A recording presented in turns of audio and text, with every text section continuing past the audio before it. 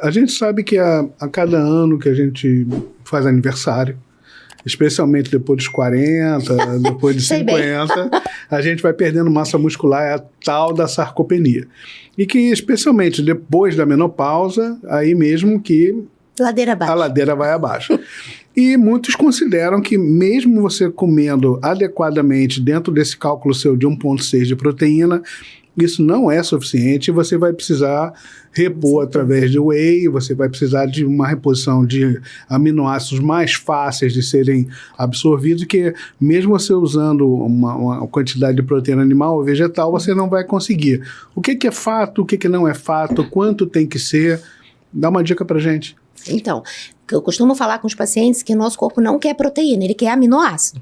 Então, você precisa digerir essa proteína. Então, muitos pacientes não têm uma capacidade para digerir essa proteína, seja porque ele usa um inibidor da bomba de próton e não digere bem essa proteína, seja porque ele não tem enzimas realmente digestivas, ele come tão pouco proteína. Eu costumo falar que o nosso corpo, ele funciona conforme demanda. Então, se você come X proteínas e quer aumentar 3 vezes X, você não tem enzima para digerir essa proteína toda. E ela não vai ser transformada em aminoácidos. A gente pode criar um outro problema. Essa proteína chega mal digerida no intestino e eu aumento ali a possibilidade de ter um intestino mais permeável por conta disso. Então, o uso das suplementações, elas entram justamente para ajudar o paciente a chegar nesse aporte proteico que ele precisa ao longo do dia. Então, o whey é um desses suplementos. Hoje, para pacientes que têm muita dificuldade na digestão proteica, os aminoácidos essenciais, eles são maravilhosos. O que é um aminoácido essencial? Uma proteína que foi digerida e já tem ali o aminoácido pronto para ser absorvido. A gente já tem vários hoje no mercado, fazendo esse papel já de pré-digestão dessa proteína. Então, a suplementação ela vai entrar realmente quando, através da dieta, a gente não conseguir chegar e bater essa meta de proteína ao longo do dia. Mas não é obrigatório. Você, com uma boa orientação nutricional, não. Consegue sem a necessidade de uma reposição. Sem a necessidade, a gente consegue, fazendo ali, e o mais importante, né, o fracionamento dessa proteína ao longo do dia. Não adianta você... Como deve ser? O ideal é que você, em todas as refeições, tenha um pouquinho de proteína. Então, uma mulher, por exemplo, de 60 quilos, ela tem que consumir basicamente em torno aí de 100 a 120 gramas de proteína ao longo do dia. O ideal é que a gente coloque isso de forma fracionada, e 4 refeições de 30 gramas de proteína nessas refeições. O que são 30 gramas de proteína absorvida? 100 gramas de frango tem 30 gramas de proteína. Um ovo tem 6 gramas de proteína. Então, às vezes, o paciente tem que comer 30 gramas de proteína de manhã dentro desse fracionamento e come um ovo, achando que o ovo é o alimento mais proteico do mundo. Tem 6 gramas de proteína no ovo, né? Então, fazer esses ajustes, eles são importantes.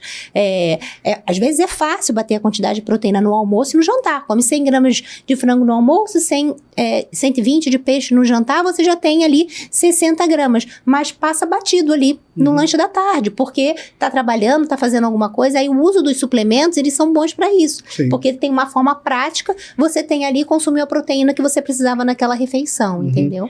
Existe uma realidade coletiva a respeito da creatina. A creatina deve fazer parte dessa reposição junto do whey. E talvez seja um dos suplementos mais estudados. Mais estudados, sem dúvida nenhuma. O quanto a creatina pode ajudar? Né? Onde tem perigo no uso da creatina?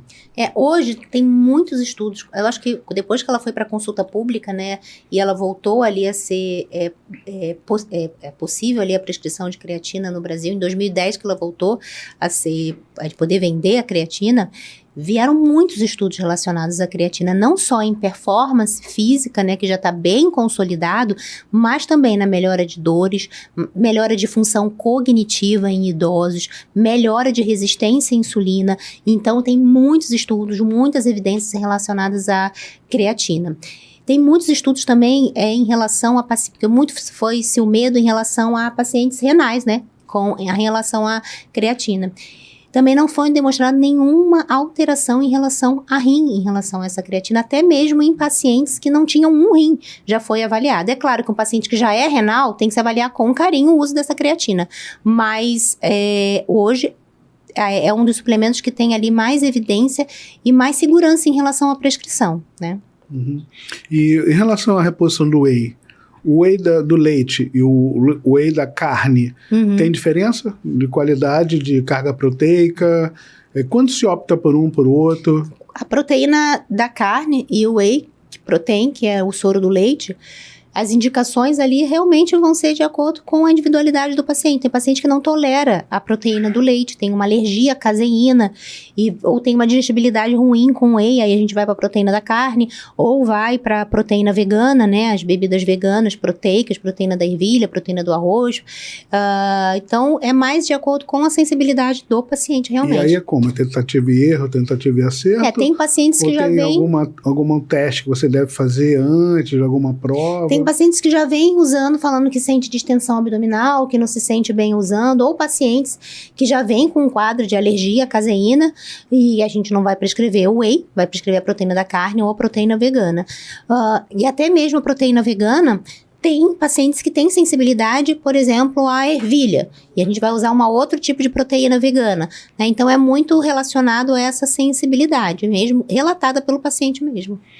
Você levantou uma questão que eu achei muito importante, e você fala muito pouco aqui, né? Todo paciente que toma 2, 3, 4 remédios usa algum tipo de protetor gástrico, entre aspas, que é geralmente o inibidor de bomba de prótons, né? E vem de casamento feito com isso, toma 5 anos, 10 anos, né? E toma para proteger o estômago, né? Uma coisa assim meio do inconsciente coletivo. E esses pacientes têm atrofia definitiva na mucosa gástrica, tem acloridria, e isso prejudica muito, e eu queria que você falasse um pouquinho sobre isso, sobre o que essa acloridria, essa atrofia da mucosa gástrica pode prejudicar em relação à absorção de que tipo de nutriente e como a gente sai dessa enrascada. Então, primeiro questão é que todos os inibidores da bomba de prótons, o ideal é que todo mundo saia e entenda que tem data para começar e data para terminar. Não é achar que ele nunca pode ser tomado, mas a prescrição dele via médico, ela tem que ser direcionada para isso, começo, meio e fim, porque o paciente acha que pode em qualquer lugar comprar e tomar pro resto da vida e tá tudo bem, né? Então isso tem que ficar bem claro. O uso dos inibidores da bomba de próton, eles inibem a absorção da vitamina B12. Então, leva um quadro crônico ali de deficiência de vitamina B12. Então, é muito importante que o paciente saiba disso. E a vitamina B12, ela está associada a N condições do nosso corpo. Deficiência de vitamina B12 está associada a aumento de homocisteína. Aumento de homocisteína está relacionado a aumento, por exemplo, de enxaqueca, né? Risco de trombose. Deficiência de B12 está relacionada também a aumentos de fraqueza muscular. Então, a gente tem que entender que os inibidores causam esse tipo de deficiência principalmente. Outra questão é uma digestão ineficiente de proteína. Então, o paciente come uma proteína, ele acha que está batendo a meta de proteína ao longo do dia, mas essa proteína não está sendo quebrada da forma correta, ela não está sendo ali transformada em aminoácidos da forma correta. Essa proteína vai chegar no intestino, esse intestino, entre aspas, as bactérias ali do intestino, elas vão, entre aspas, se alimentar dessa proteína, aumentando ali um quadro de permeabilidade intestinal alterada. E você pode até mesmo desenvolver um quadro de SIBO, que é pouco falado, né, por conta de um uso de um inibidor da bomba de próton. E como é que a gente faz essa reposição de B12? Que eu vejo muito comumente o pessoal usando grande quantidade de B12 por um prazo muito longo. E quando a gente faz o levantamento desse paciente a nível laboratorial, é frequente estar acima de 2.000 na contagem do laboratório, né? A vitamina B12 tem um grau de toxicidade, a gente sabe disso, né? E assim como o uso de protetores gástricos, B12 ficou, tipo assim, é bom para a saúde tomar B12, bom para a saúde tomar vitamina D, e é bom para a saúde tomar cálcio, e fica meio no inconsciente coletivo, né? Ou seja, enquanto a gente não tiver uma legislação que permita que a gente tenha um controle mais sobre o consumo de nutracêuticos que não são inocentes, nem medicamentos que não são inocentes, como anti-inflamatórios, por exemplo, e os próprios inibidores, né, de bomba de próton, a gente não vai ter controle sobre isso. Com certeza. E nem tudo que é natural, ele pode ser usado à vontade, né? Então, eu vejo que tem, por exemplo, fitoterápicos que são só de prescrição médica, por exemplo, ginkgo biloba. Eu não posso prescrever ginkgo biloba, está certo não poder prescrever, mas o paciente pode ir na farmácia comprar. E a gente sabe que o ginkgo biloba não pode ser tomado junto com o anticoagulante, o paciente não tem noção disso. O ginkgo biloba, ele pode estar associado também a crises serotoninérgicas, porque não pode tomar junto com inibidores da recaptação de serotonina. E o paciente acha que é natural usar um ginkgo biloba, tudo bem, né? Então, quando o paciente já vem usando, eu falo, gente, nem nutricionista pode prescrever, é só médico. Então, não é para sair comprando fitoterápico como se fosse...